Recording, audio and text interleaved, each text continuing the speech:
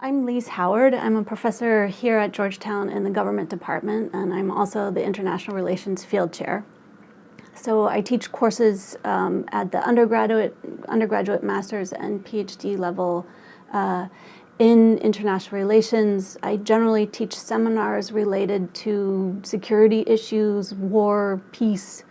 I'm specifically interested in peacekeeping. I've just finished a book about peacekeeping.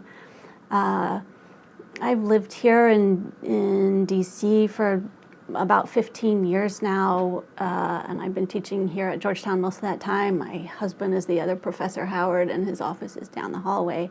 We have a couple of kids. We don't usually work on the same topics, but we do appreciate each other's research and teaching.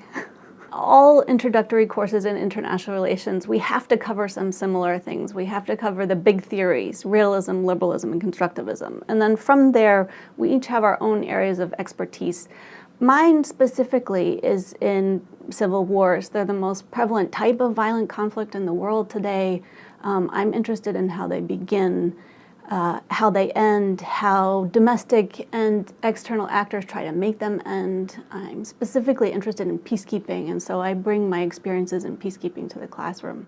Last semester, I took Intro to International Relations with Professor Howard, and it was one of the classes that I really enjoyed, not just because of the topic, but also because she's so familiar with the United Nations. Having worked in UN peacekeeping before, she was really able to talk about the UN peacekeeping challenges and its failures, but also why it's important to continue to support UN peacekeeping today.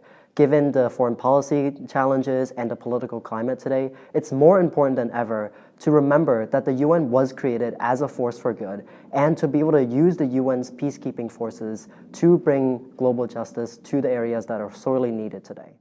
Last year, my department chair asked if I would teach a new seminar on the UN. We were looking to have a few new seminars in the lineup, and many Georgetown students say that they would like to work at the UN. That's kind of the first answer on some of those surveys. Where would you like to work? I'd like to work at the UN. And we didn't have a course on the UN. And it so happens that my first job out of college was at the United Nations. I worked there for a couple of years, and I still have ties to the UN, and I've been doing research on the UN for a couple of decades now. And I've been working with colleagues at the UN Foundation here in DC to think about which topics we will cover.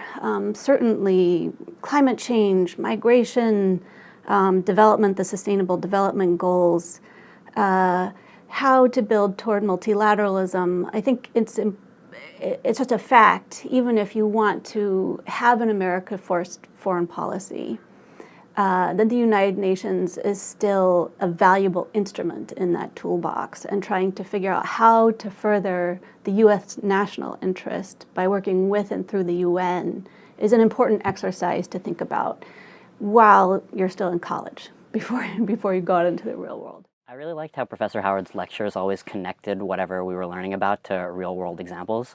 It made some of the texts that we were reading with all of their theoretical concepts and things like that really have some weight because it connected them to issues that really impacted people's lives in the world. There are things that I try to do in the classroom that I don't know everyone does consciously. The first thing that I think is most important is that I am interested in teaching students how, and not necessarily what. So how to think, how to approach problems.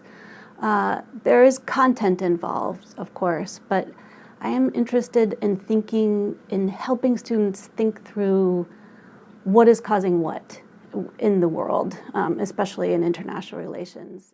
So I took Professor Howard's Intro to IR class last semester, and one of the things that I really appreciated and was just like struck by Professor Howard was the effort she made to learn everyone's name. And it was a 200-person lecture, so the fact that she was able to do that and she made an effort to do so and memorize everyone's name felt like she really cared about her students and getting to know each and every one of them. And so that was one of the things that I just loved about her class, because I came to a class where a professor really cared about getting to know all her students. I learned something really important about teaching from my son's second grade teacher. So this was about 7 years ago. And she said, if you love your students, they'll learn. And I thought, okay, that sounds a little weird, but it actually really works. I adore my students, and I think because of that, it makes it easier for all of us. I love teaching, and I think it makes it easier to learn when I'm actually really interested in my students as individuals.